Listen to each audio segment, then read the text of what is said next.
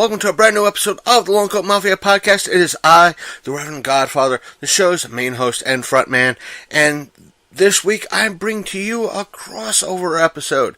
That's right, a crossover episode with Scott from Podcast Bay. And let me explain a little bit about Podcast Bay. I know I'm going to be explaining it a little bit more poorly than Scott does because Podcast Bay is his baby and his show.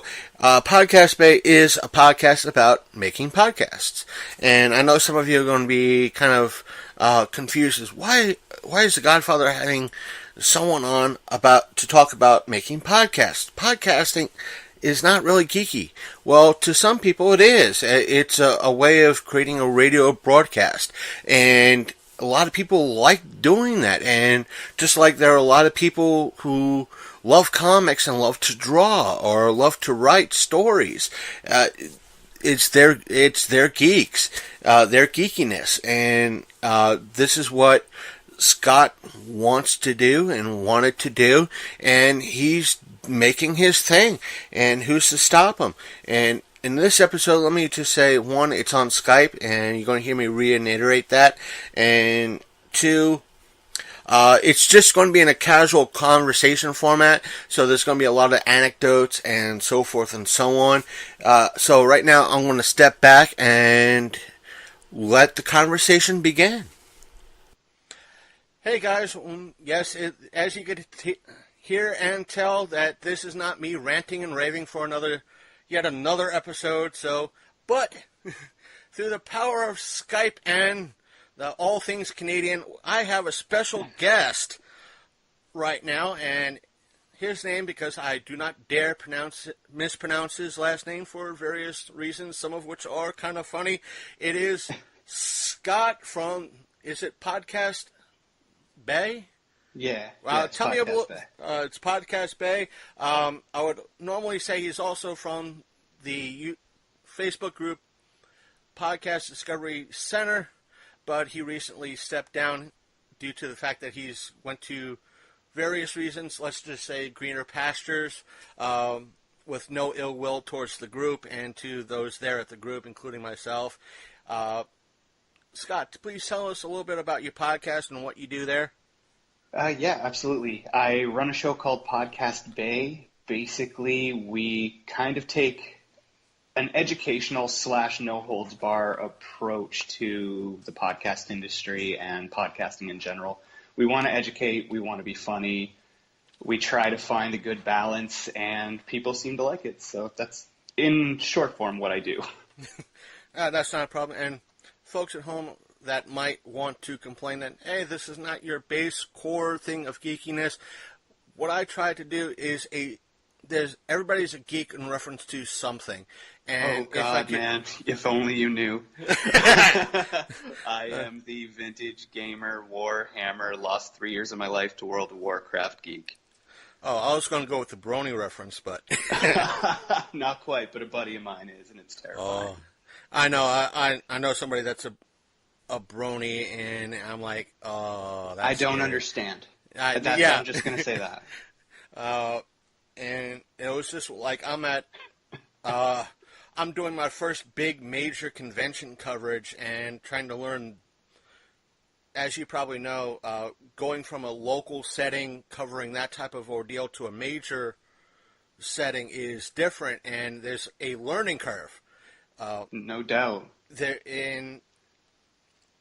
Because policies are different, and one could be your buddy and the other group is definitely not your buddy. So, and I'm posting on, trying to do the podcaster thing, posting on Instagram, posting on Twitter, posting on Facebook, and a message pops up in one of the comments. Yeah, I'm at the BroCon.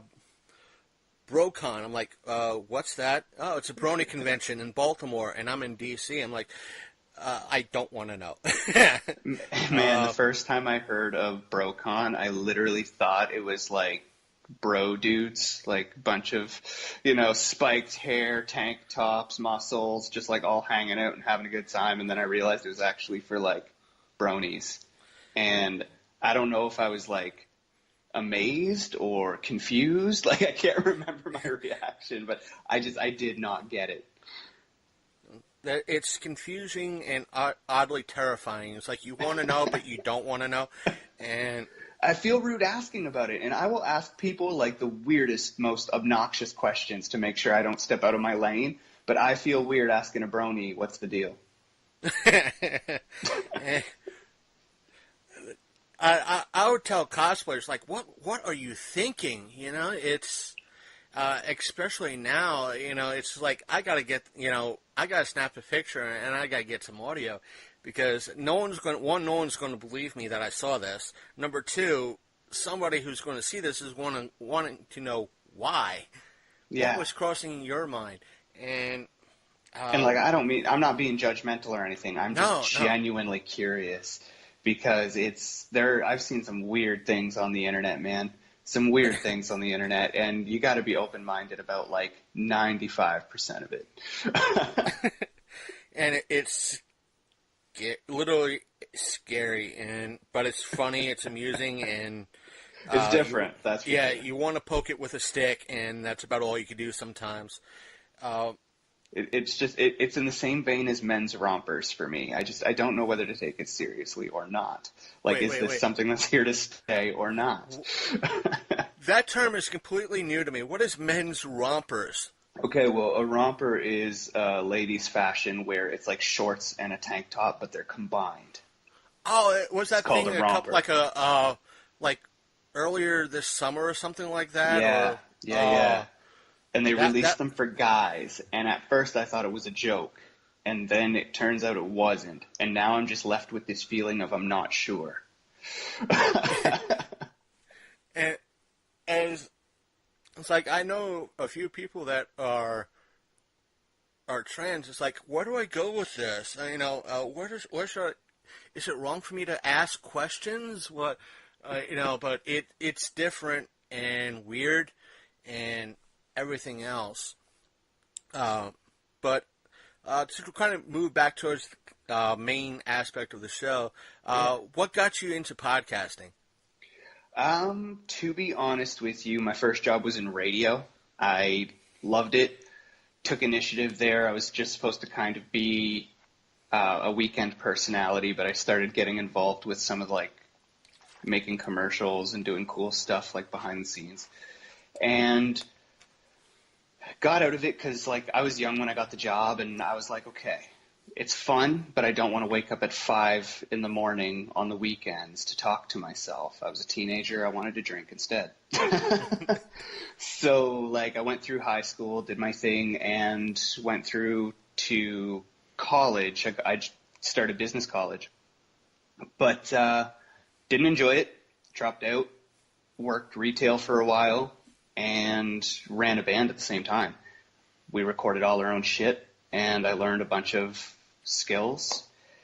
Eventually wanted to quit my job in retail, couldn't stand it anymore, and I reached out to a friend of mine who is a business mentor, and I asked him, like, dude, what should I do? And he recommended podcasting. And I didn't realize that podcasting could actually be like an industry that you could carve out a profession in. So when I looked into it and saw all these people doing amazing things, I jumped in with both feet, and my experience kind of carried me through.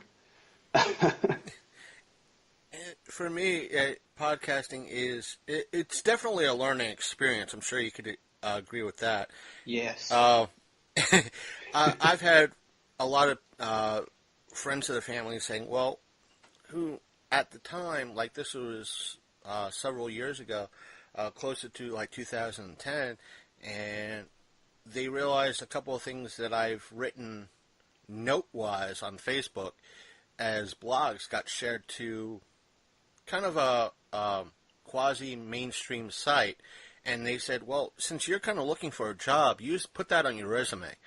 And I'm like, why? And they're like, well, just in case you apply to a job that requires a reporting skill, meaning you have to write reports, it shows that you're able to do something on a professional level, and it's not Facebook.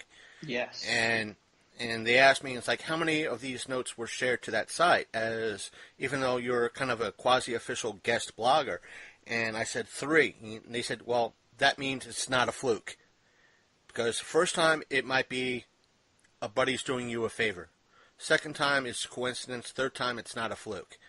And I'm looking at this, even though I'm doing with this is a hobby, it's fun, it's intriguing, it's also a learning experience. And where you have the radio background, I have to learn everything from scratch, from the ground up.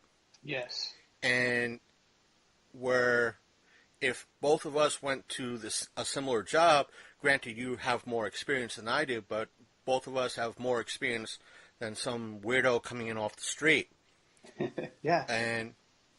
But that's how I kind of look at it. It's like, it's just something that, hey, I have experience in this. And Yes. it also applies to, I'm sure you can agree that when it comes to podcasting, you have to be especially the sole person involved. You got to be the producer, the researcher, the interviewer, Oh God, yes. the promoter, and yeah, man. and that's almost management level skills, because you got to manage everything around you and be utter chaos as well. Dude, it reminds me of when I was in the band and we had to be like the booking agent, we had to be the financial managers, we had to be the musicians, the artists, we had to be the recording engineer. Like, we had to do it all. And like, so podcasting is very similar to that, where you have to wear every hat, you have to learn promotion, and every last bit of it is a skill on its own. So I hear you. It's awesome, but it's a lot to take in at once. And the thing is, I've said to many people that my co-host, that's on a lot of the hostfuls, he's done a lot of promotion and bookings to get bands into local establishments and so forth and so on. Nice. And that's where I'm learning that from. I'm, pinging ideas off of him, and it's a great baseline, because There's a lot of parallels. People don't think, but there's a lot of parallels. And there's been a few times that he's looked at me and said, honestly, I didn't think you'd be able to pull that type of thing off. If it was me, I would not be able to pull that off, no matter how hard I tried. And if I used every tool in my book to do it, I would not be able to pull that off. And somehow I did it. It's because with me, my interview skills are, if I have to research it, I'll research it. But if it's better off for me to go in blindly, that way it allows me to ask better questions, because my fans might not know diddly squat about what Yes. Yes. I'll go that route. And as you might agree with that too, that especially with I'm not knocking Podcast Discovery Center, but with groups like that, you'll get 50 out of 100 comments. You'll get 50 say, yeah, you got to research every aspect, and another 50 saying, nope. Oh, but absolutely. There is that spectrum, like, know a little bit, but, there is a balance. Definitely. And it really depends. Like, for me, what I like to do, I'm not going to research you in depth. I'm going to check out a couple of episodes of your show, which I did, and just get a feel for what you're talking about, what you're interested in, what the cadence of your voice, how you laugh, how you react, the relationships you have with people. Like, it's, to me, more prevalent to get involved with what you're creating than it is to research you, if that makes any sense at all. I just find it makes for a way better discussion, to be honest. Yeah, back in the early days of doing this show, I spoke to the front man for Midnight Sonata, I think was the second part of the name. He's kind of like was like a horror band type of ordeal, and it was my first major, I won't say my first major interview, it was the first con I ever covered, and I didn't know what I was doing at all. It's like, I had a digital recorder with me. Why I didn't use it, I had no idea. I was making every rookie mistake there possibly was. But within his interview, I took a step back a little bit and let my co-host, who knew way more about music and about band promotion take a little bit more of the forefront, and I think that's a good aspect of as a frontman of the show, when to take that step back and let people who are part of your show take the forefront if they know a little bit more, and Yeah. you yourself ask the follow-up questions. Yeah, absolutely. Absolutely. Because, like, again, to relate it back to podcasting, I don't know everything. I love promotion. I love building community. I love creating content. Like, I'm more of an architect, I guess, than like a content creator, so to speak. I do create content, but I'm always trying to build things and create things. And I'm not a sound quality guy. I'm not the type to spend a lot of time there in that world. As long as my stuff sounds good, I'm happy. But how it works, I could care less. And so for Podcast Bay, in order to cover that base, I invited Cole Johnson of Cole Sports onto the show to teach production and sound quality and all that, because he's good at it. I needed to take a step back and let someone else take care of that part of my audience, you know?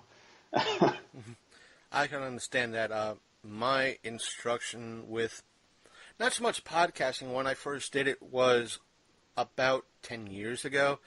Me and, again, it was the same co-host. All right, what do we do about podcasting? Okay, we got this hosting service. We got a microphone. Let's talk for about a half an hour, and that's it. We had no idea about promotion, or very, very little about podcasting promotion. We just didn't really care. We were just happy that we're to kind of use Chris Hardwick's term, making a thing. Yeah. And we had great topics. We had great ways of producing it. Just promoting it was rather weak, and we had dreams. We just were not really good at it. And this time around, he was like, all right, you take the reins. Let's see what you can do. I dare you to do this again and bring it up. And I'm like, okay, what do I need? And all right, what did we do last time? Okay, we had one mic, and we had a computer to record. I could do that. And it just, everything, I looked into it, and I've told people, I am below the poverty line. I don't have the money for the better stuff. I had to save up to get better equipment and to do that. So everything I do is very B-movie and low production. And it's not a dig against you or any other podcaster out there, but I had to find ways to do things on the cheap. Hey, dude, I'm not taking it as a dig. Do you want to know where I started 2 years ago? Where? Karaoke mic. Me and my co-host handed it back and forth. Wasn't even XLR. It was like literally like the guitar jack on a crapped out HP, which I am still using, by the way. Never upgraded. We did that. We handed it back and forth for our first podcast, and you could hear all the disgusting mic sounds, and you could hear how horrible it was, but we didn't have the cash flow. He was working 3 jobs. I had 2. And it was just a lot of fun because we wanted a better studio. So we wrote letters to local companies, and we asked them, like, hey, our audience is primarily millennials. We're on the verge of something big. We would love to sell you some ad space. And we had no idea what the fuck we were doing. Sorry, excuse my language, but we didn't. And someone bought. They literally bought us they gave us $150, and we went and we bought a mixer. And then next thing you know, we found a couple of Shure SM58s on sale, $90 a piece, and we scrounged and we built ourselves a half decent studio, man.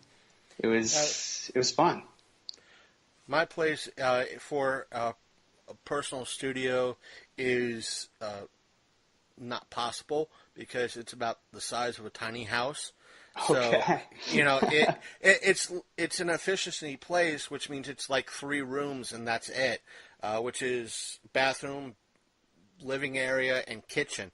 So having more than one person in the house is kind of not feasible.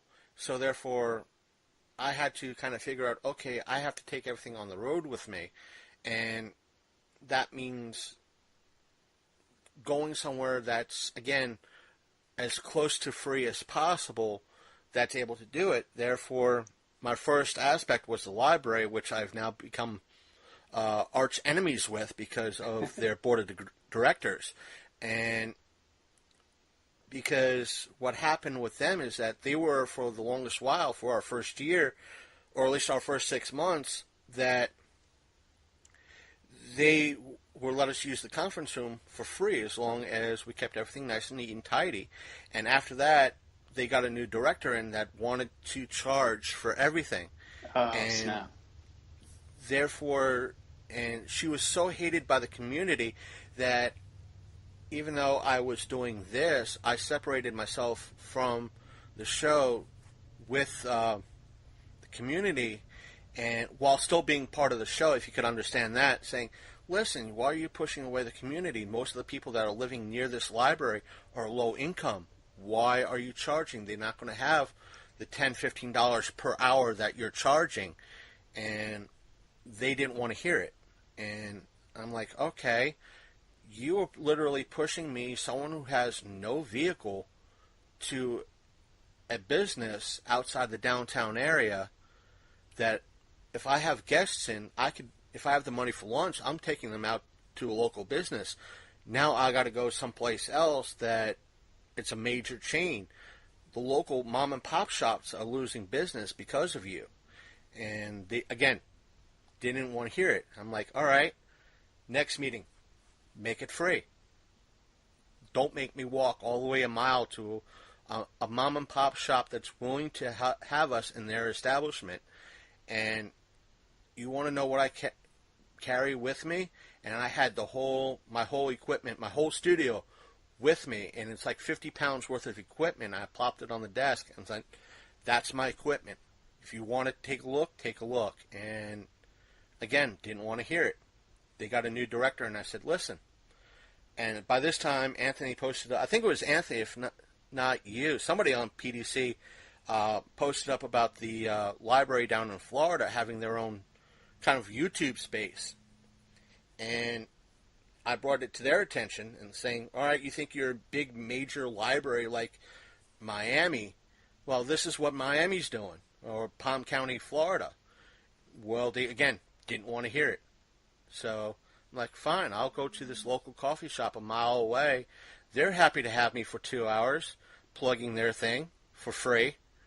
So, and I'm buying my guests coffee. It's a win-win scenario. So, that's just one fellow's opinion. Sorry, there's a motorcycle in the background. I'm just waiting for it to pass. I thought you're hearing my my train. Oh, I don't know. One or the other. I just figured it'd be easier to edit out if I shut up. No, it's okay. It's fine. Okay. There have been major podcasts. I would say bigger podcasts that I listen to. It sounds like they're right next to an airport because I'm able to hear airplanes take off and land. Oh, I don't think they notice it, but I'm able. Well, my hearing is very good.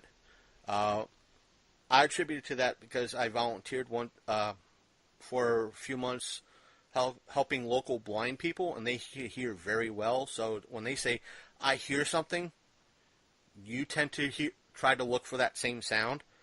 So that's my take on that. I could be completely wrong. You think you trained your ears? Yeah, I've trained my ears over the years. If I'm wrong, folks, please send emails to thelongcoatmafia@gmail.com. Trying to get that user interaction, folks. Yeah, the feedback loop. It's important. Feedback. Can he train his ears looking for the sounds that blind people hear? And it's that sort of thing. It's like when you were talking about the karaoke mic. A buddy of mine in Florida, when he first started his show is now defunct because he stopped because everybody kind of went their separate ways, and it was no longer fun for him. Ah, that sucks.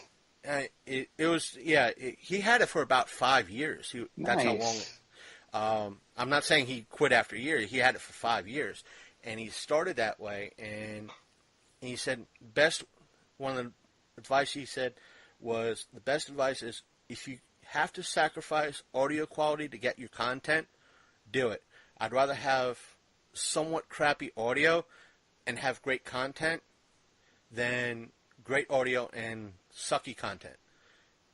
I'm so torn, man, because I feel like there's a balance, there's a threshold.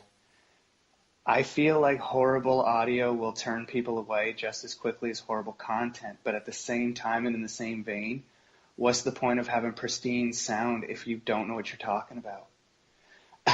So I really do feel like there's a threshold. There's a 1-to-1 ratio you need to find.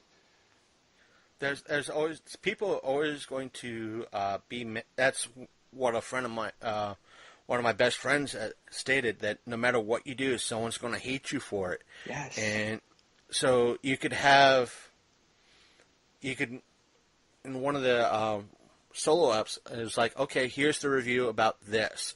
I'm going to leave the drama behind it away from the review, so you folks can know that this is coming as a review, not from the drama.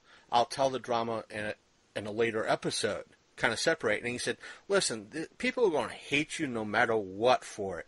So whether it's from the drama or not the drama, they're going to hate you for it. So no matter what you do, just go ahead and do it. Pretty much.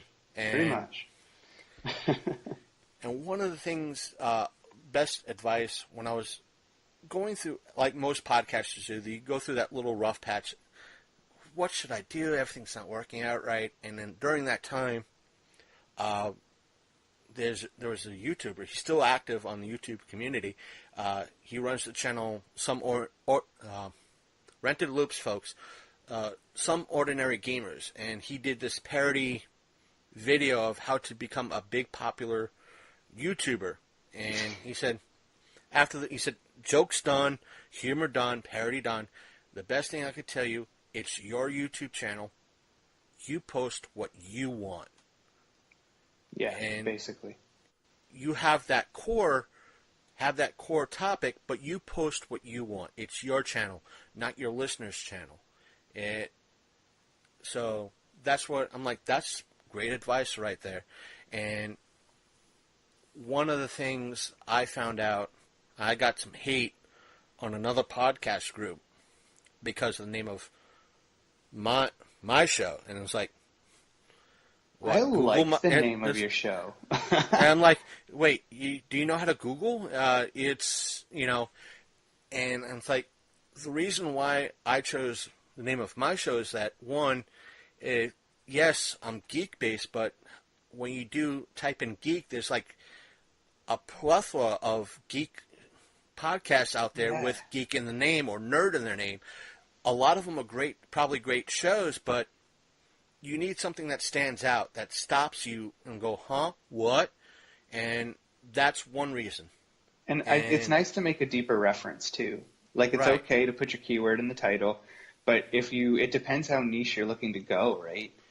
If you want to catch a broad topic, you put your keyword in the title, but if you really want to catch diehard fans, you go with a deeper reference. Right.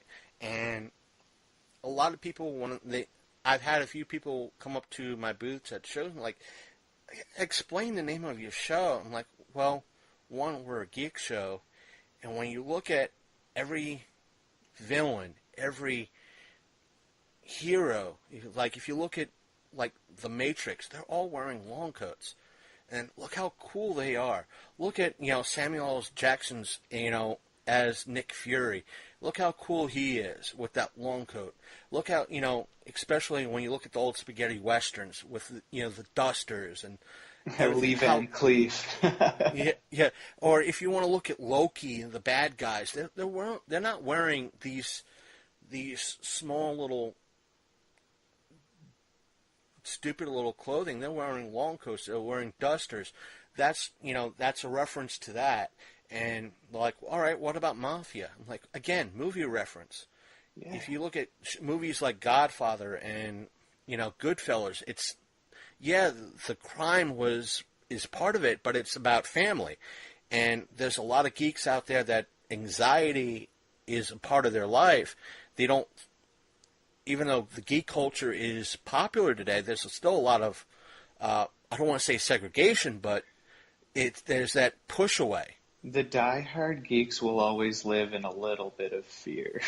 Right. That's one It's like thing that they I don't do think know. they don't feel like they belong. I want to have like, hey, be a part of, a family, Yeah.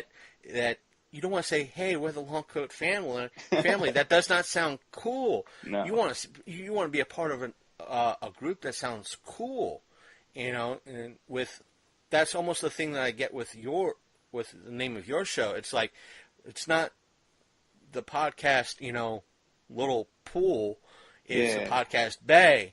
And when I see the logo and I see how the name is, like, there's almost that little bit of a association with the Pirate Bay. So it's like, you kind of think, no, is this something I should not know? Or that, it's that almost like you're drawn to it out of a curiosity. And that's the thing. You have to pick it up. You have to look at it. Well, thank you. I appreciate the feedback. Mostly when I did that, to be honest with you, I'm fascinated by pirates, historically. They were some of the most interesting, charismatic, communicative. They also had a really evil side, and they were horrible people. Like, we were Right. there too. But as characters, they liked what they liked. Good food. They liked. They flew their flags. They had their parlays, so to speak. They got together. They socialized. They did their thing. And like yourself, I wanted to make the family feel. When we set up to do the PDC, we wanted it as a family. But I'm a sales-centric person. I really enjoy sales and business and all of that. And the PDC attracted two types of people. Because Anthony did it as a hobby and I did it as a business, we attracted two different veins of people. And we ended up a lot of the times not posting amazing content because we couldn't decide what to post. And so It's always the conflict. yeah. I'm not knocking what the PDC has done or is doing. It's just that I've gotten a better reaction out of the PDC and better support from the PDC.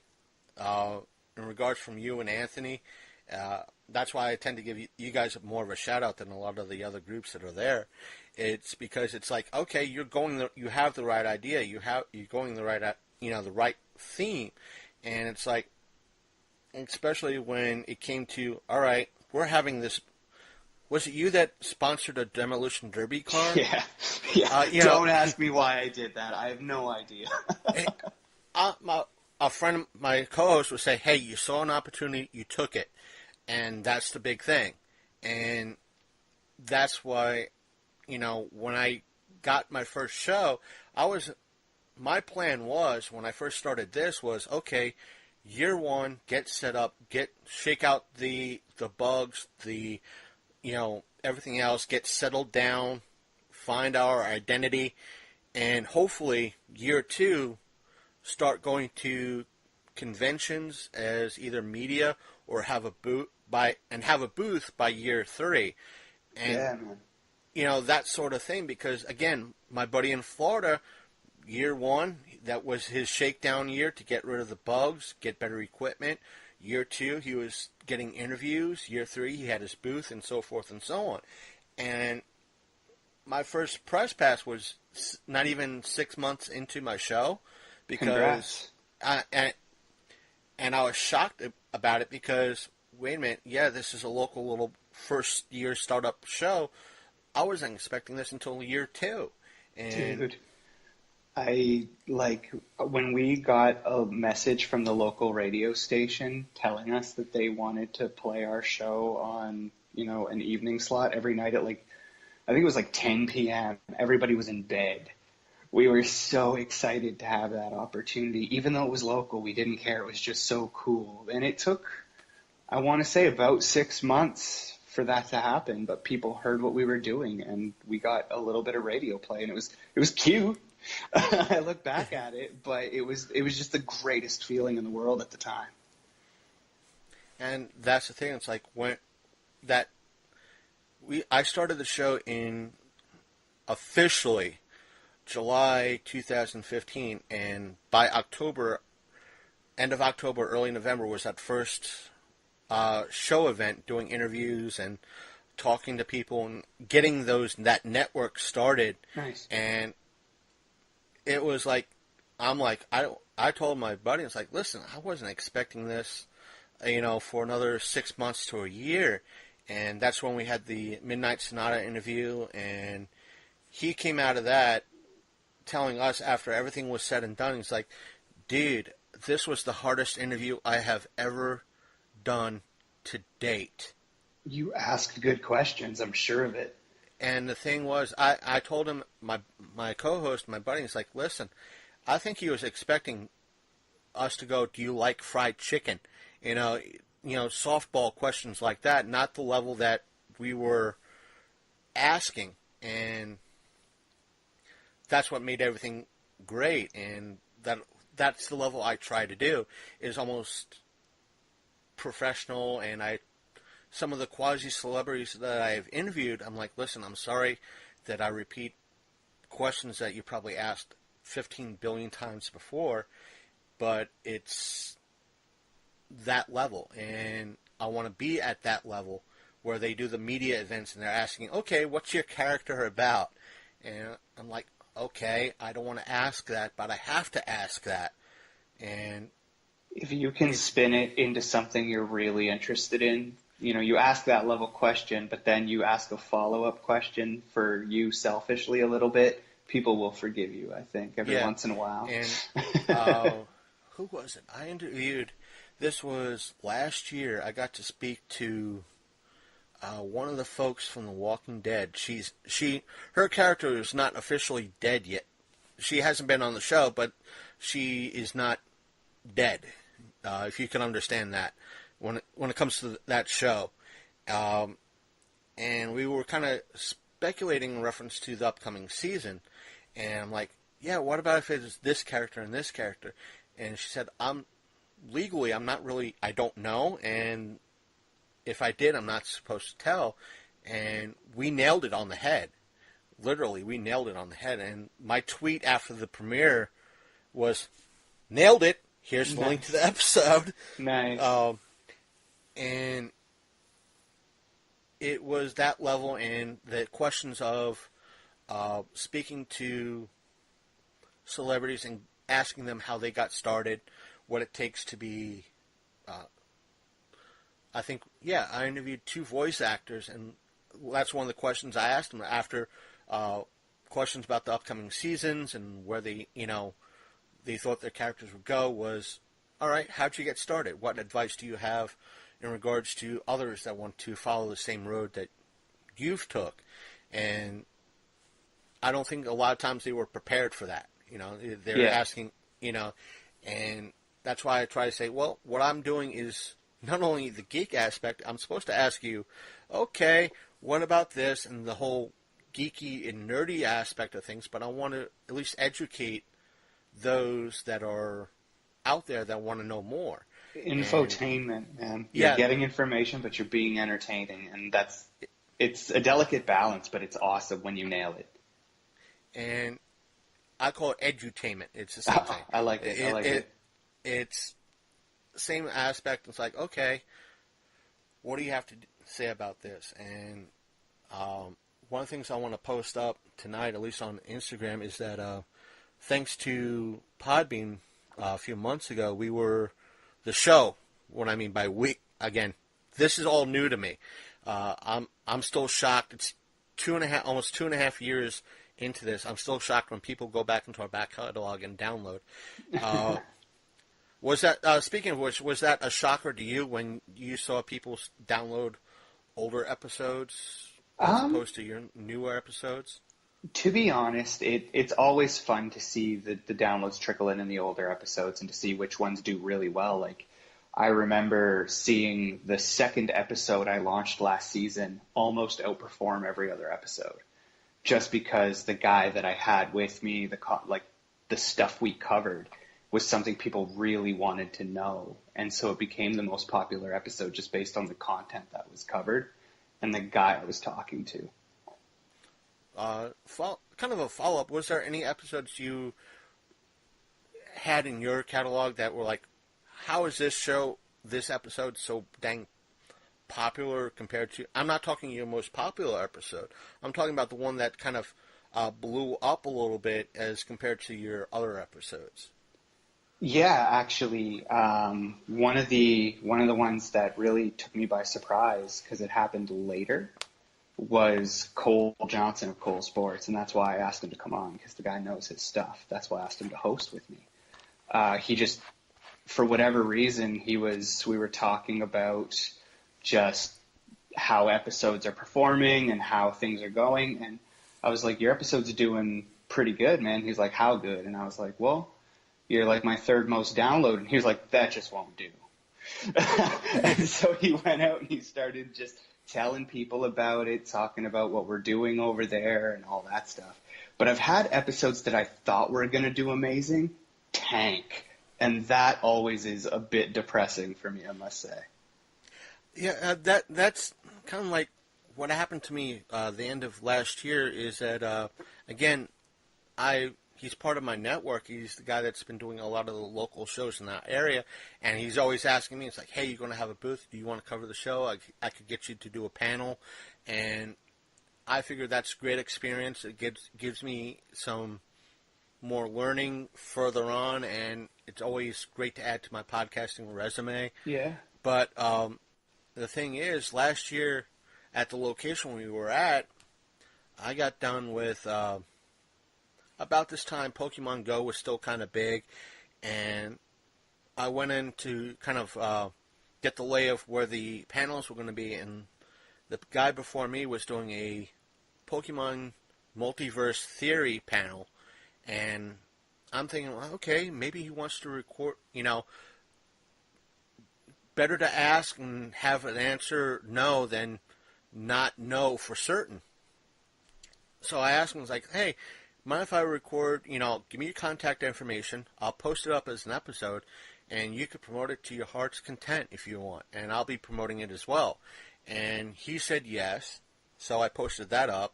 I thought it was going to be a wonderful episode for out there for the Pokemon fans. Didn't get any traction. How was the sound quality, if you don't mind my asking? Was it good, or was it a little rough? It was a little rough. I managed, it was close to an hour long, but he kept, I think his pacing was more of slow because he had more of a time aspect to it, meaning there were instances I was chopping out 2 and 3 minutes of dead air. Oh, rough. So there was that aspect, and it came off a little dry. Okay. And if you could understand that too. So I'm like, maybe that's why that episode didn't do too well. And because I find there's two kinds of listeners, and that's why I try to focus on content and sound, man. Because if your content is dry and hard to listen to and boring, people won't tune in. But if you he came off as a little bit boring. I'm not knocking the gentleman. He said yes. But so then if the sound quality is like they're speaking through like an airport PA, it's hard to actually tune into. So, when I tuned into your show, I was actually sitting here listening, and I like the editing you do. You do a fine job of it. Like it flows nicely. The show works well, and everything sounds crisp and good. And which episode did you listen to? I listened to a couple. One where you guys were the Ragnarok Stranger Things. Oh, that was one of the rant episodes. Believe it or not, that's the mic I'm on right now. It's a simple CAD mic U37. I picked up for about $40 off of Amazon. Nice. It's for what I need in solo podcasting. It's perfect. So yeah, I dig it. I tend to recommend ARs. I don't know what it is about them. I just like them. I use a Shure SM58 because I got one cheap, and during my music days, I fell in love with it. And it does the trick. If it was still $300, I think I'd wait on it, though. Right. I'm a cheapskate. I can't help it. You're talking to a person that, when it comes to doing the new episode photos type of ordeals, I use, oddly enough, my phone. Again, I am probably cheaper than you because I cannot afford the fees for Photoshop. And even though if I did, I probably would learn how to do Photoshop well enough to do better promotional stuff. But I use something called Pic Collage for the phone.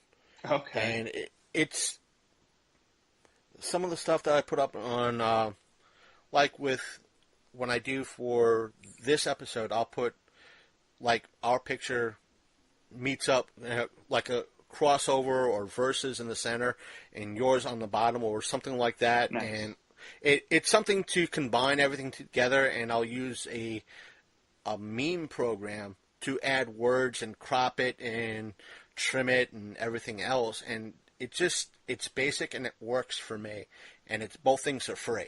Man, I latched onto Canva like you would not believe because it was free. And like I make infographics and quotes and you know, somewhat boring shit like that. Like, I'm sorry, but I had as much fun as I could with a dry type of podcast genre. You know, like podcasts about podcasting, they're so stuffy most of the time.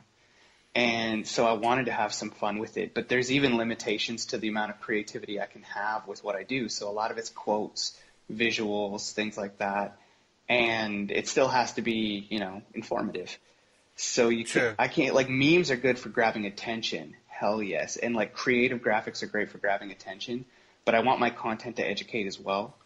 So when I saw Canva and I saw a free tutorial of like what you could do with Canva, I dove on it and I've been just messing around with that and having a lot of fun. I used to have a free license for Photoshop that they gave away like 6, 7 years ago, but lately there's typically a free software that can do what you need. Is just, do you have the time, the desire to learn it and do it? That's the main thing. Or do you have the circumstances that, you know, you've got to do it? Because we've been there. You have to do everything yourself, man. If I still had my old Macintosh Performer 6116, I'd be using a copy of either Photoshop or PageMaker that good old Uncle Tony got off the back of a truck. Wink, wink, nudge, nudge. Pirate Bay.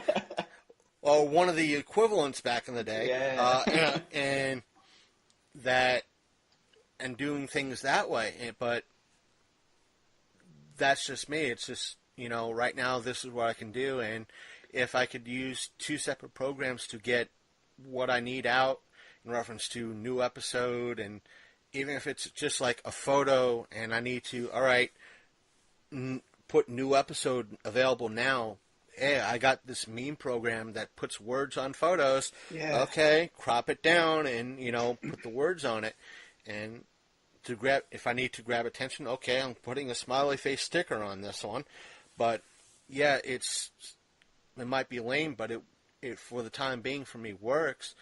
And yes, I'm going to give credit to my my co-host, who is a artist himself, who did the original mascot photo drawing, and he did the current reimagination of our current flyer.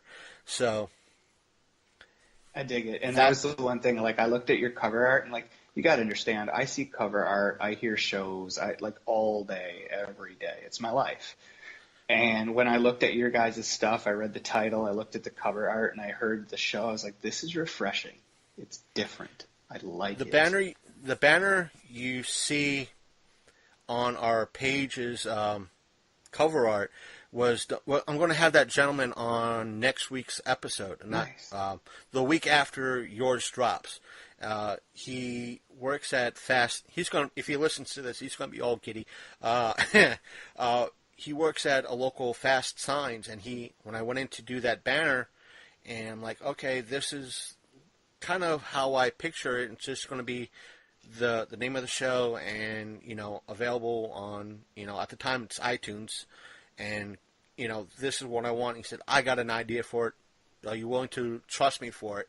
And I went, okay. And at that time, again, I'm not knocking my co-host. He said, I'm going to get you a banner. And I figured, all right, if my co-host pulls through, I have two banners. If not, I still get the one from Fast Signs. Nice. And when I like did the one banner, and he looked at it, and he's like, "Man, this is the better banner than I got for you." And I'm willing to give the guy that I'm going to have on that we're going to be talking about wrestling, probably Dungeons and Dragons, and other things next week. For that his show. So it should be very interesting. It's going to be good to have him on, and he Nice. took that banner well and did a great job on it, and I do appreciate it. It's a nice vinyl banner too. That's awesome. That's awesome. So it's that sort of thing. It's like I've somehow looked into a lot of these great, wonderful artists, great people to speak to, and especially especially the promoter I know who does the local shows, saying, "Hey, I know this guy that wants to get the word out about his local movie that he's doing here." So I'm like, "All right, I got to get in touch with this person," and getting the interviews, and it's that whole aspect. A lot of people's like, "Oh, what you're doing is so easy." No, it's not. Well, no, it isn't. I just make it look easy. I love it, man. I love it. Yes, and to further add to that, like I told you in the pre-talk, like I live in Canada, but I live in New Brunswick. It's a small province. I live in a small town inside a small province. I grew up there. Not a lot of exposure to much. No celebrity culture in my life, man, like at all, right? So when I got my first podcast and I realized how far your voice could go, and I started helping people from all over the world kind of figure out their stuff and how to do better at, getting toward what they want to do with podcasting, and just being able to work with people from different cultures, different budgets, different walks of life, different everything. And then from, the guy who's just started and he's still in the basement all the way up to the guy who's like, "Hey, I'm Joe Blow celebrity and I want to, create a podcast from my YouTube channel or my, whatever it is, and repurpose the content." How does that work? Like being able to work with all these different people just because I started a podcast. You getting to go to all these different conventions and meet all these people just because you started a podcast. Like, that's really powerful for someone like me who didn't have a global voice until I did this. Yeah, it's shocking, and there's a lot of things to get used to. I still get it. Again, this is not against you or anybody else. I still got to get used to the fact that things happen, and sometimes people forget. Yes, No, my sincerest apologies. The thing is, I'll get mad, but when people say, "Oh, geez, I forgot, let me reschedule," and the reschedule happens, and therefore, I'm like, "All right, that's cool. They rescheduled. It's the ones that, oh yeah, maybe then, and they just keep flaking. If you can understand that. Yeah, I've had it happen, man. It sucks. And it's just like, you want to be a part of the show, but you keep flaking on me. I can't have that. But that makes me want to scramble. Well, yeah, I've had people plan events, invite me to be in them, and then never update me again. And right. I've had people invite me to their show and then never send me a calendar link. And, like, granted, I've been guilty of the same thing. If it doesn't hit my calendar, I will 100% forget. But that is, like, I will step up, take full responsibility. I should have penned that in the minute we agreed. And, I was like, I will remember that shit. And sure enough, my memory handed my ass to me.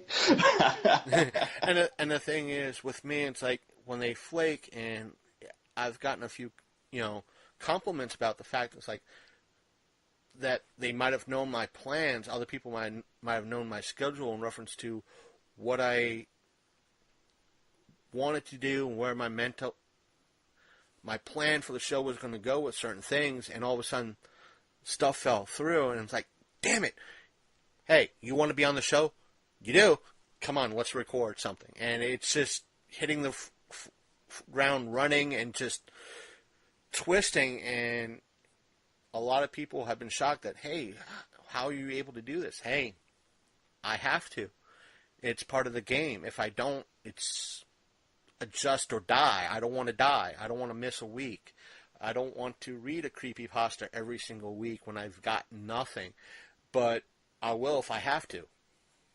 Yeah, and that's one of So, the things that I find really, crappy, especially like for me, we were doing live radio for a while, and in that situation, whenever a guest bailed, ouch. Like that really sucked. But in like Podcast Bay, I do a lot of batch recording, and when you're trying to do current events like movies and things like that, it's very difficult. You can't batch record. You have to be on the cutting edge of all the information. Like if I heard you correctly on your show, you had to do a take two because you recorded an entire episode lock, stock, and barrel the night before, and then a piece of right. new information came out, and you had to redo the whole thing. Yeah, Like that's sometimes that dedication above happens. and beyond what I have. Right. And it's just like I could do all right, this is what I'm thinking right now. This is my reaction. All this information is hitting me right now, and I have to be on that crest. And all of a sudden, the next day after everything's recorded and set in, I won't say set in stone because it hasn't been posted yet. And I'm like, oh shit, what the hell did I say? And I shouldn't have said that. I could have worded it way better. And all of a sudden, Okay, you get that like, too? yeah. Thank God. And it's like, oh, I didn't. Thank God it's not posted yet. Okay, since it's just me, let me re-record it. Maybe I could say it better. And sometimes instead of it being an hour and 15 minutes, it's an hour and 7 minutes. And it's just more condensed, and I'm saying things the right way. It didn't come out. It might have come out offensive, but not as offensive as it initially came out when I did it. So it's like, okay, but I know I'm forgetting something, and that's why I at least try to give the email and the Facebook, say, hey, just message.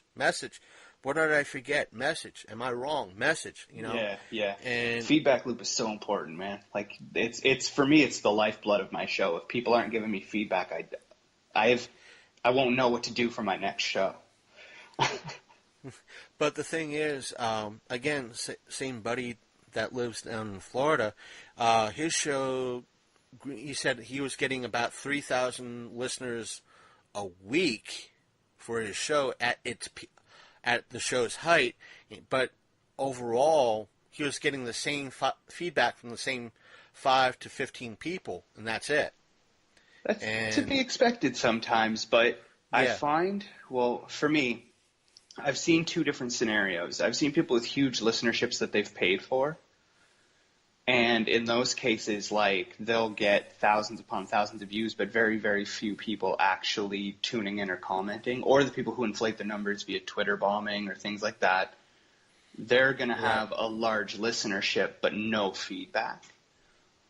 Or if you are basically, like, promoting your stuff in places where people are tuning in, but you're not necessarily creating the feedback loop for engagement. Like, I'm always asking questions because I always want my people to, even if they're not necessarily in my group, I'll ask on different groups, I'll ask everywhere, because every question that I ask is giving me some kind of, I'm putting out an invitation for engagement, if that makes sense. Like you have been doing, like, am I wrong? Right in. That is giving people the invitation, and a lot of people don't do it, and so they don't get a lot of engagement. That's what I try to do on the show's Facebook page. If I post up an article, and I'll give what's easy for me to do is I tend to write in two different styles. One is from, hey, if you look at it, the post deep enough, you could tell when it's me personally saying something and me trying to be as the show as somebody else trying to do something. But I'll still put, like, what are your thoughts on this? Like, weigh in on this. What do you think about this? And it's trying to get that user interaction about the article as well. But it's kind of hard to do. For me, it's easy because I took a lot of creative writing courses in high school. And imagination matters, man. In this game, imagination matters a lot. And to think my educational background is limited to journalism 101 in high school, and actually it was about 2 years of journalism in high school, and that's about it. And creative writing in high school, and a little bit of college, and it helps a little bit. It does, because it gives you that aspect of, all right, how do I approach this? How to do an interview properly? How to cite sources? It helps a little, but it's better than nothing. Well, And you know what though? I find like especially these days with the way social media is working, people are relating more to creativity now than ever before. Before you could just talk at someone and like I'm sorry, like I hate to insult any platform or any medium, but have you listened to how painful radio ads are? I try to stick away from radio because radio is a funky beast. And the whole mainstream media, you got to figure, when people have asked me, is the older generation get it, but a lot of the youth today don't get it, is that when they ask what is a podcast, and say, think public access for radio. That's the best way I can describe it. And I the used older to say generation gets it. online radio, but then online radio people started cussing me out. I say Public access radio. public access, because, and when you get that few people at kind of give you that RCA head tilt, I'm Yeah. like, remember the movie Wayne's World? Yes. And they're like, yeah, Wayne's World was in essence a parody of public access, or a movie based on public access TV. That's what YouTube and podcasts are. YouTube is the mainstream public access for everybody. That's free. You don't have to pay a TV station to be on the air. You don't have to pay a radio station to be on the air. Well, if you have an account through, I'm not knocking Podbean or Livespin or any of the mainstream stuff, but you don't really have to pay a radio station hundreds upon hundreds of dollars every year or every month to be on the air. And it's relatively, as I like to say, too cheap to matter. Well, so like I've seen it done both ways, man. I've seen it done very budget friendly, economical, and creatively, and perform extremely well. And I've seen the people with the budgets to pay for the production value, because that's, again, something I do, right? Produce shows. And they're willing to throw all kinds of different things into the mix and change things up and formulate things, and they do well too. What I've noticed is it comes down to who are they talking to, and what kind of experience do they want? And the more you can tap into that, dude, seriously, if people like raw and the people who follow you like raw and you're able to make it work, and people will respect you for it. It's more about being who you are and creating the kind of content you want to create than it is about any kind of budget or formula. And that's what, drives me a lot of the times. It's like, listen, you might hate everything I do. I dare you to listen to what I do and then be the judge. And that's what I tend to do. Why I'm hated in my community is because a lot of my community doesn't want to promote or get the word out with what they're doing. And here's this little rinky-dink local podcaster that's, shouting to the wind about his show, in essence saying, hey, if I could do this on a rinky-dink little budget, what are you doing? Man. And it's again, I'm not knocking someone like you. It's just like I'm challenging, it's like I'm challenging everybody. It's like, listen, if I'm getting the word out and I'm trying to hijack what you're doing, and I'm doing a better job at it, what does that say to you? And yeah, it's like, challenge me, approach me. I dare you. I got a mic. I could schedule the conference room at the coffee shop right now. Come on in. And yeah, that's ballsy. It takes a pair of cojones, to do something like that, and that's what I'm willing to do.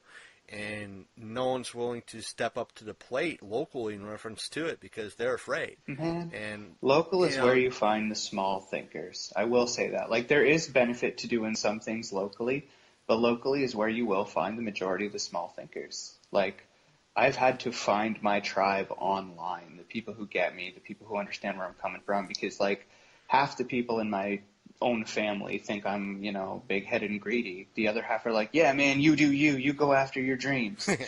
So, like, you have to kind of surround yourself with the people who actually understand you, whether that is online, locally, whatever.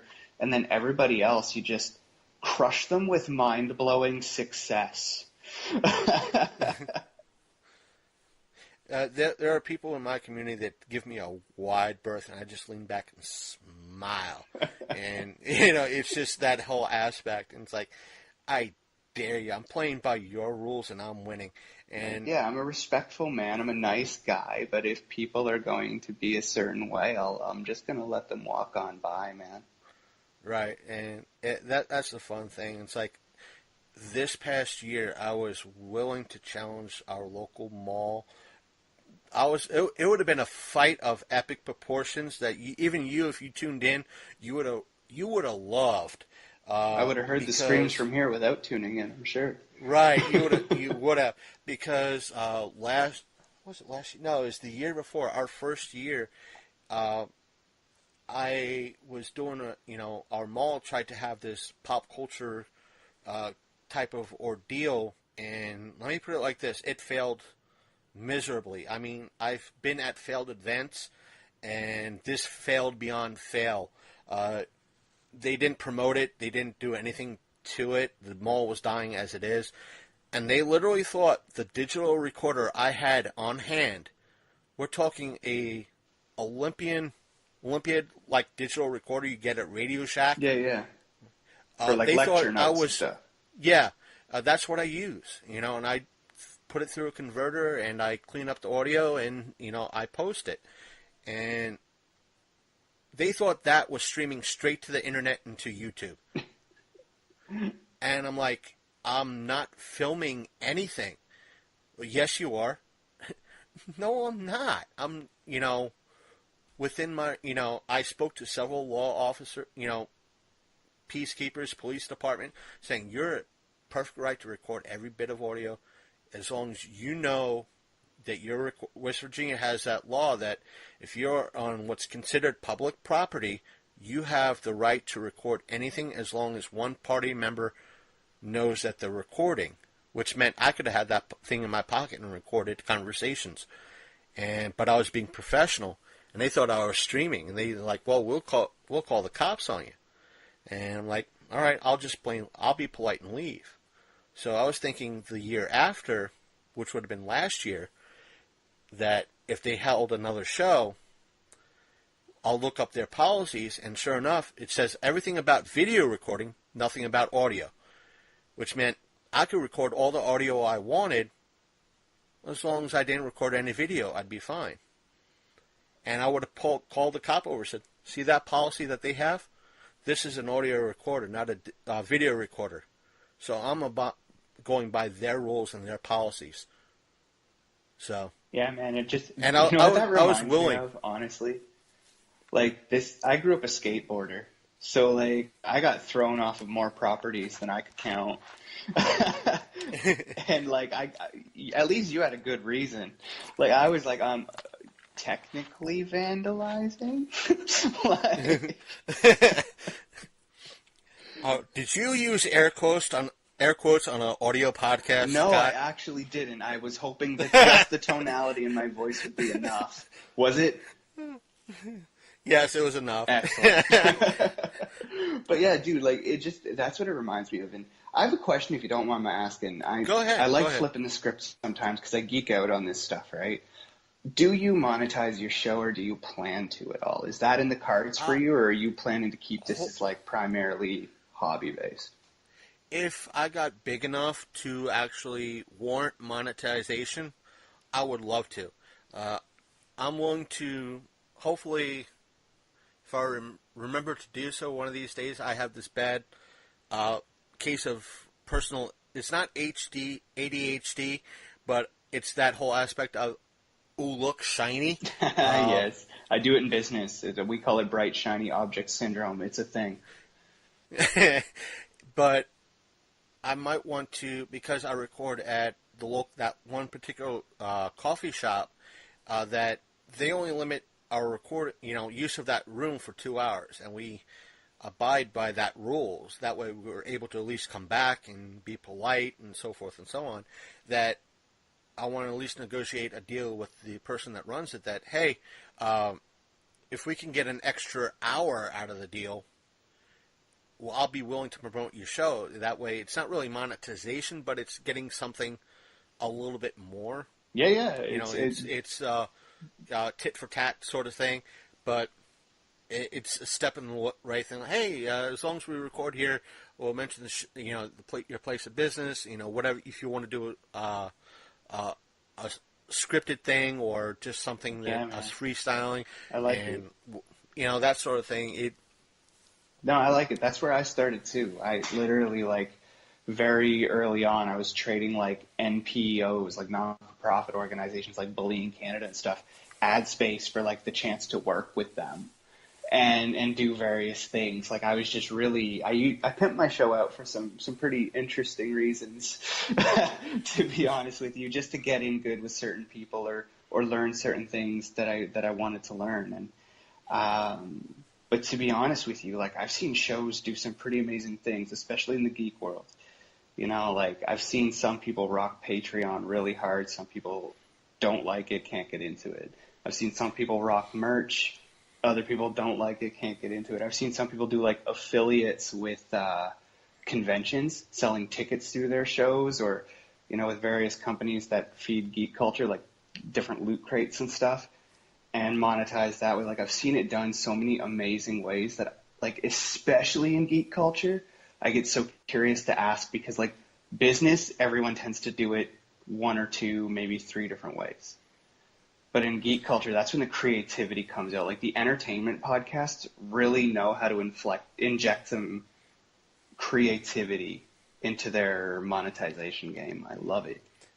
And that's the thing. It's I don't know if you heard the Otacon episode that I did a couple of months ago, but prior to that, and that was our first, I tell people, or I use the analogy when I was speaking to my co-host, that it's kind of like going from a AAA league type deal to a minor league deal to a major league ordeal. And here is the first major league convention that said yes is the one that we've been kind of bashing for the past year and a half and over the past 6 years, that because I had a terrible time when I first went, they're the ones that said yes. I'm like, wait a minute, have you been listening to our show? It's, didn't you just said yes to a show that's been pretty much saying you guys suck. You know how much you were talking about them, though? Yeah.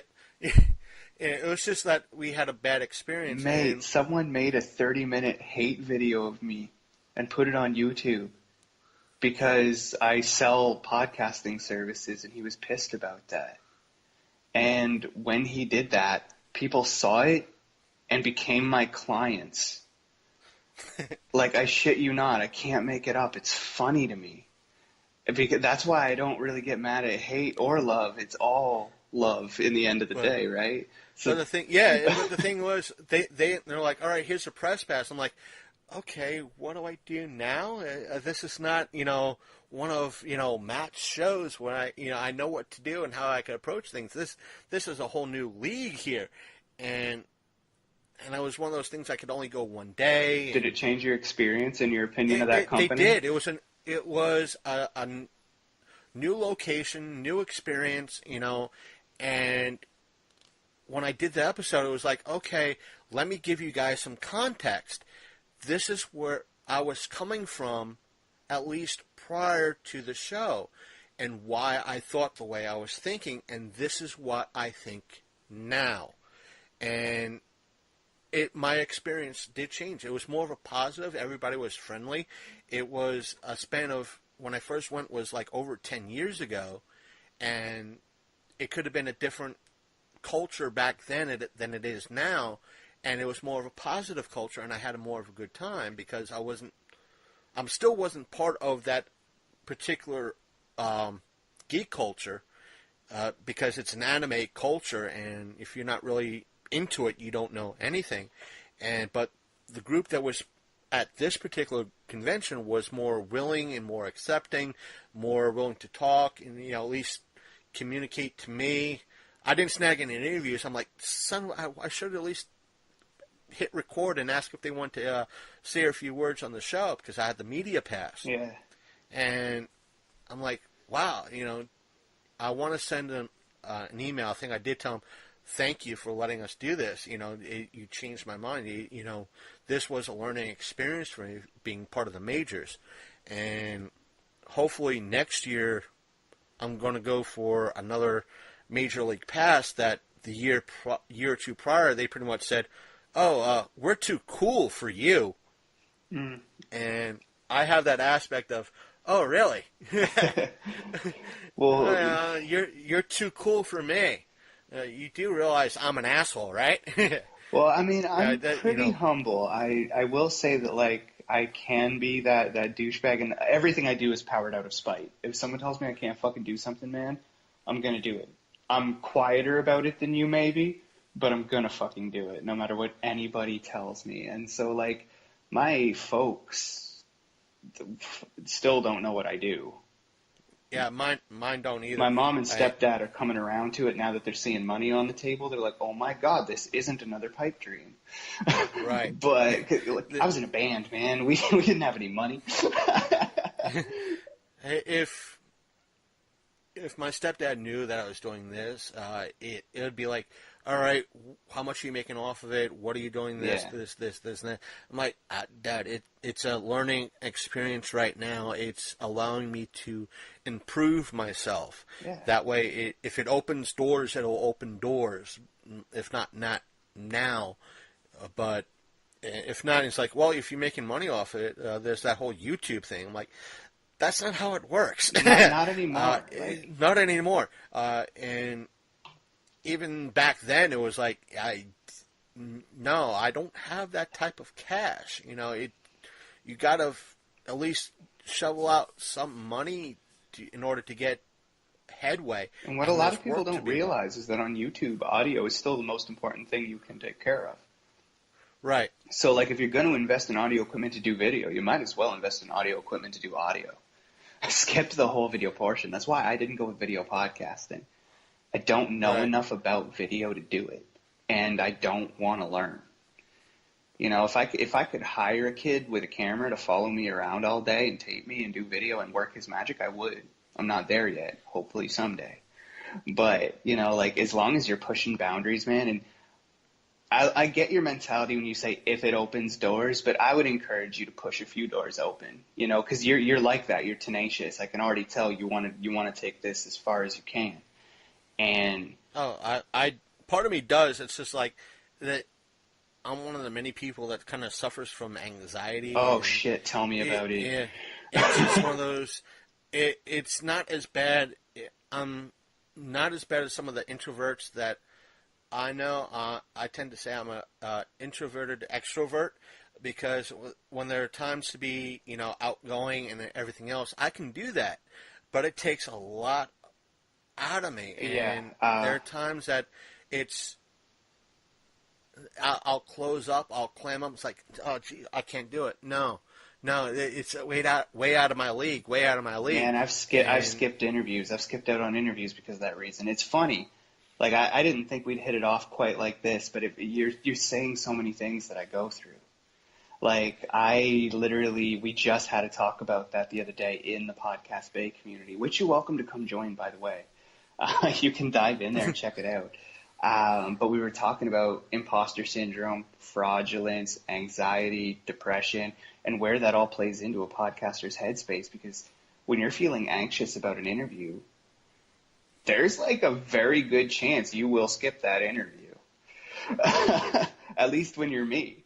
So, like, I'm constantly in a battle to keep myself calm, collected. Thank God for, like, being able to do everything via podcasting was my way to kind of break out of my shell. And lately I've been getting a little more on video because I still have the screen between me and them.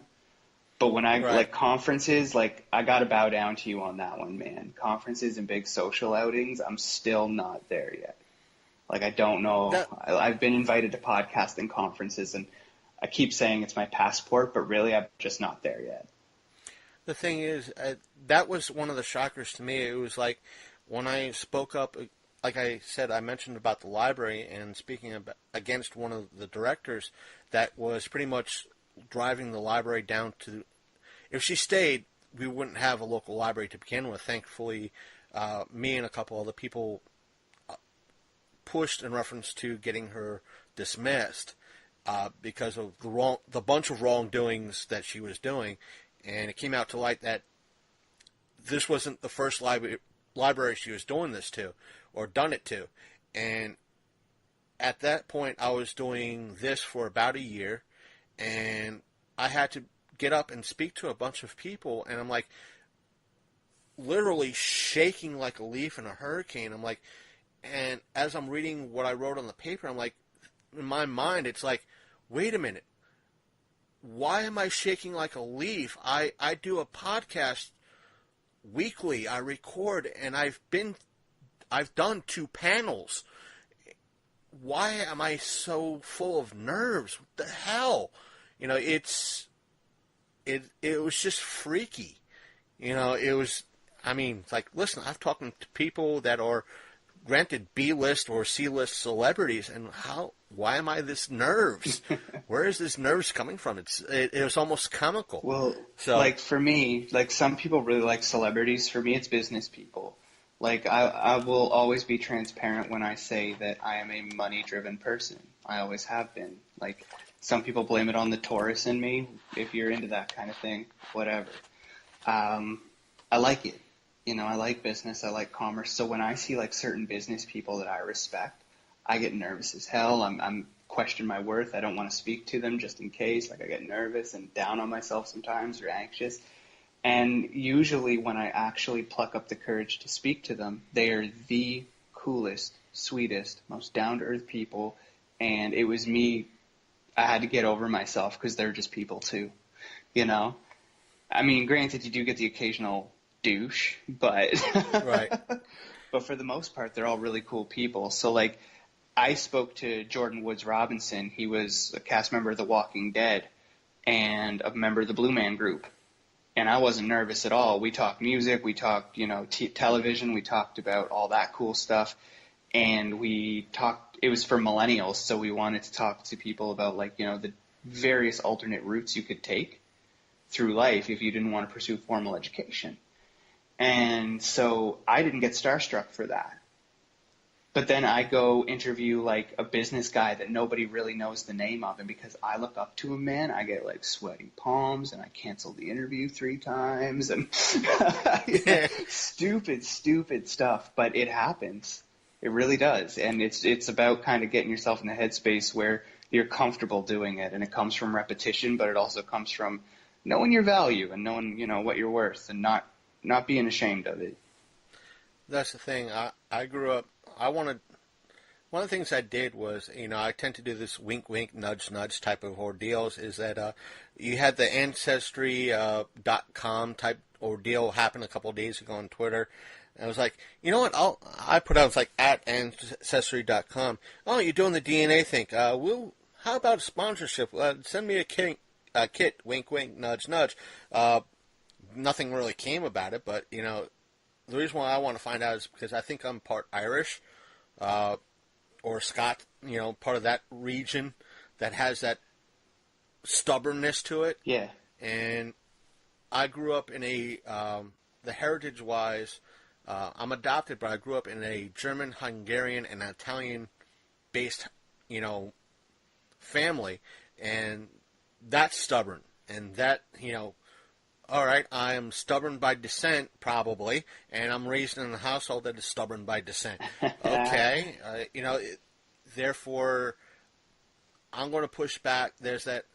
Here's somebody who is stubborn and willing to argue about anything, who has anxiety, and, you know, doesn't feel that they're worth and will suffer probably from depression. So You're at it's war like, how with yourself. confusing is that? You're at war with It's yourself like, constantly. yeah.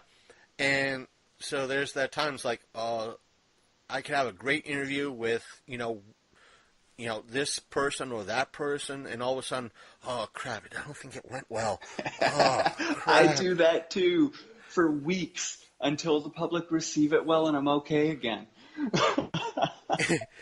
And that's what happened to, we were talking about it earlier in reference to episodes that we didn't think would blow up, and it's like, one of the episodes I did was just an experimental episode. It's like, listen, I'm at this show. I want to do a live episode at the show. It's not going to work out well. The audio sucks, because it's in this busy audio, environment, meaning there's a lot of background noise. It's just going to suck. It's a sucky episode because of that bad audio, and it just blew up. It has well over 3-digit, hits. I'm like, where did this episode blow up from? It's this one of the worst episodes. Who's promoting this? And it's just like one of those. And yet other episodes don't do well that I think, hey, everybody wants to listen to that. Like last year, one of the panels I recorded was a Star Wars panel. I thought, even though I'm not a part of it, it's going to blow up. Everybody's watching Star Wars. Nope, barely got any traction. I'm like, the hell? And I put Star Wars in the title. And it's just that two-way street. It's like, listen, this is going to be great. Oh, crap, it didn't work. All right, back to the drawing board. Yeah, well, that's the thing, is if I can kind of just lay my 2 cents in as the overall approach to podcasting, is be tenacious in everything. Like learning, chasing opportunities, like be tenacious, learn as much as you can, talk to as many people as you can. And then basically relationship marketing. Instead of doing your marketing like one-to-many, start doing your marketing in a way that you're constantly talking to people one-on-one. It can be on a big platform, but just start giving people the time of day one-on-one, and your podcast will grow just because your relationships will grow. That's what I'm kind of finding out, too. Yeah. One of the biggest compliments when I was first starting out, it was that first show I was covering. Even though crappy audio, we had one of those interviews that didn't seem to go well. And what I tend to do is, with that celebrity, whatever level that they're at, I send them a link, tell them, all right, here's the episode just dropped, just to let you know. It's common courtesy. I think all podcasters should do with it like an interview. Like, as soon as this drops, you'll be getting a link. Yeah. It's courtesy, politeness, call it what you want. And within about 24 hours, I thought he was insulting the show. I was ready to, type out an angry letter. And it turns out I had to reread it, and my buddy was like, no, he's paying you a compliment. And he said, I think the person said that this was the first time he actually got to hear how he did an interview. And it allowed him to improve his interview skills as someone being interviewed. So it was like he was actually complimenting the show for doing the interview. He was thanking the show for allowing him to learn how to do a better interview. Yeah, and that feedback is the feedback that matters, the most. Right. Right. So that, and when your listeners tell you what they want to hear, because as much as some people will say the show is about us, to some degree it is, but the best shows are always about the listener experience, and that has just been my experience. People can disagree with me if they want to. The more shows that are listener-centric, the better they do. That's why I'm trying to, at least going with the thinking of the Philip DeFranco type of ordeal. It's not a one-way street. It's a conversation. Yeah. That's why I always try to include, what do you think? What do you, if I'm wrong, let me know, and I will read your, stuff on air. And haven't gotten that far yet. You've gotten a few. One person I might want to, because my schedule has now changed, I want to go back and read his emails and see if I could establish a connection with him and see if I could get him on the show, at least for the time being. Yeah, man. So, like, find as many ways to get people involved as you can. Right. Answering questions, getting on the show. Type into Facebook, hey, I'm doing a Q&A on the show. What do you want to, like that kind of thing. And you just, the more ways you create to get people involved, the more people you'll find wanting to share in the show because they feel like they're a part of it. Which is it's that aspect of pulling teeth as well. And it's tough, and sometimes I've been getting more feedback now, recently, than anything else. And which is interesting and fun.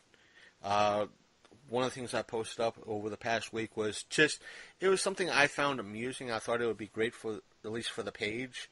It was the Joker versus Pennywise. It was like a fan-based video that someone did, and that got a response from someone, and just the aspect of responding, yeah, you're right, this is the dynamic, and there was a little bit of a conversation there, but it's always that. It shows that, and at least in my head, that we're willing to engage the audience, and at least somebody's willing to engage us, that, it's okay to put something out there. My biggest thing, man, is listener numbers or masturbation. They're there for our ego. And to be honest with you, it's the feedback and the engagement that we should be measuring. Always. It's the most important metric. Oh, if I was doing sound drops, that would be part of at least one of the sound drops. All right, man. Well, with that, I gotta call it a night. I've got to take some me time and some time with the lady. No problem. I got a big pile of nachos I want to go through as well. It's been great talking to you, Scott. Once again, would you like to plug your show and at least tell us where we could find your show? Well, yeah. I mean, it's funny, man. I'm a marketer, but I hate marketing terminology. So, like, I fucking hate the word plug. I hate lead. I hate prospect. Like, I hate all that. But oh, fine. Then where can at least our listeners stalk your show? No, it's fine. If you are a podcaster and you want to kind of listen to a vulgar dude talk about podcasting and debunking myths and calling out crummy behaviors in podcasting and deep diving into topics and stuff, you can go check out Podcast Bay. And it is a pirate theme. It is a very family theme. We have a community on Facebook. You can join us there too. Basically, it's about business, sales, podcasting. If that kind of stuff interests you, if podcasting and money is your jam, come hang out with us. That's basically all we talk all day long. So if you said that was it, I want to thank all you guys. Later, stay tuned after this interview. You'll hear me once again giving our show links and everything else. And everybody, take care. And we're back. I hope you enjoyed our conversation with Scott about podcasting and how to do it and our little anecdotes. So if you have any questions, comments, smart remarks, our email address is longcoatmafia@gmail.com, or if you want to, you can like us on Facebook by going to facebook.com/The Longcoat Mafia Podcast and sending us a message that way. Before I go on to tell you about our other social media, I just want to say all of Scott's links to his show, his Facebook page, will be in the description down below. And we had a very good time with speaking with him. As you can tell, it was a hoot having Scott on the show. Now back to kind of the social media, and if you want to, you could send tweets my way. You could stalk the show that way, if you will, by going to Twitter and looking for Longcoat Mafia. We are on Instagram, and to see what we're up to sometimes, I try to keep update with that and promote the show that way. Our handle or our screen name for Instagram is Long Coat Mafia. So please find us like that way. We are on iTunes and Apple Podcasts if you like Apple and Apple products. If you don't like Apple and Apple products, you could always use Google Play Music. You could find all our past episodes on our main website, and our main website is thelongcoatmafia.podbean.com, and yes, the word "the" is part of the website, so that's that. And please like us on Facebook, subscribe to us on Apple Podcasts / iTunes, and or Google Play Music, whichever is your choice. So have a great week, folks, and don't forget to show Scott and his podcast some love and listen to a few of his shows, and just to get an idea how and what goes on into making this show. And hopefully we'll be on his show in the upcoming future. Thank you. Later, guys, and have a good week again.